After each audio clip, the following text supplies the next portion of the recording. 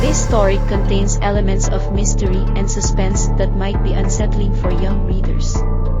While there are no violent or graphic scenes, it may involve spooky situations that can be a little scary.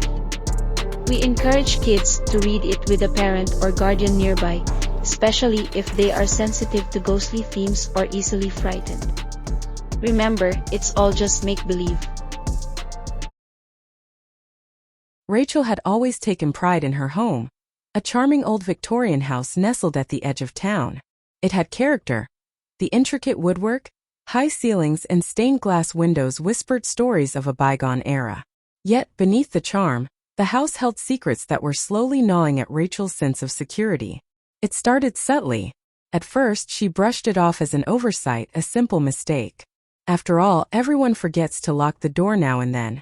But as the days passed, the unsettling pattern continued. Every night, Rachel would lock the heavy oak front door with a solid click, testing it to make sure it was secure. And every morning, without fail, she found it slightly ajar, swinging gently as though it had been carefully unlocked during the night. Each time it happened, her heart raced.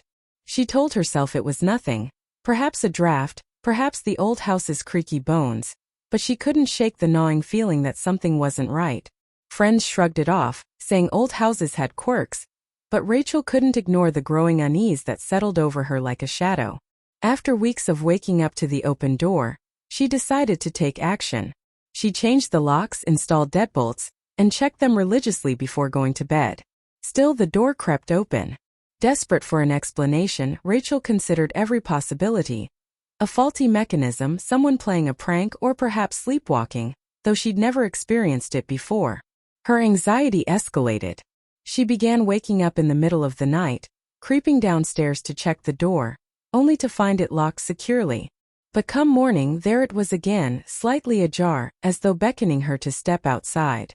Rachel couldn't take it anymore. She bought a small security camera and installed it just above the front door, hidden among the decorative molding.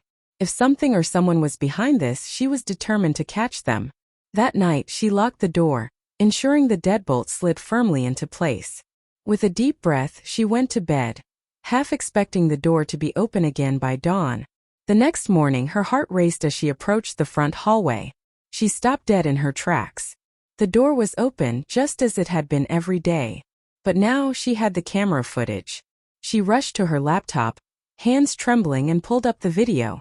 The footage was clear. She fast-forwarded through hours of uneventful silence until, in the dead of night, the door handle twitched. Rachel froze, her breath caught in her throat. At 2:13 a.m., the door slowly unlocked. But what she saw next made her blood run cold. The lock didn't turn from the outside. There was no figure lurking in the shadows, no hand reaching for the knob. Instead, the lock turned from the inside, as if an unseen force had gently twisted it. The door swung open just enough to let the night air in before settling back into place. Rachel stared at the screen, her mind racing. There was no one there. No intruder, no obvious explanation. Yet something or someone inside her house was unlocking the door every night. Fear gripped her. She had heard stories of old houses being haunted, but she had never believed them. Now, with the evidence staring her in the face, she wasn't sure what to think. Who or what was opening her door? That night, she sat by the door with a flashlight and her phone, determined to catch whatever was responsible.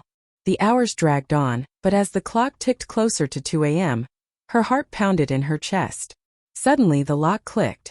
Rachel jumped, shining her flashlight toward the door. The knob twisted on its own, and the door creaked open, just as it had in the video. But this time she was there. The air in the room grew cold, a chilling breeze brushing past her. And then she felt it, a presence. Not malevolent, but not entirely friendly either. It lingered near the doorway, an invisible force that seemed to exude both curiosity and sadness. Rachel stood frozen, unsure of what to do. She whispered into the darkness, her voice barely audible. "Who are you?" For a moment nothing happened. Then, ever so faintly, a soft sigh echoed through the room, as though someone long forgotten had answered her call.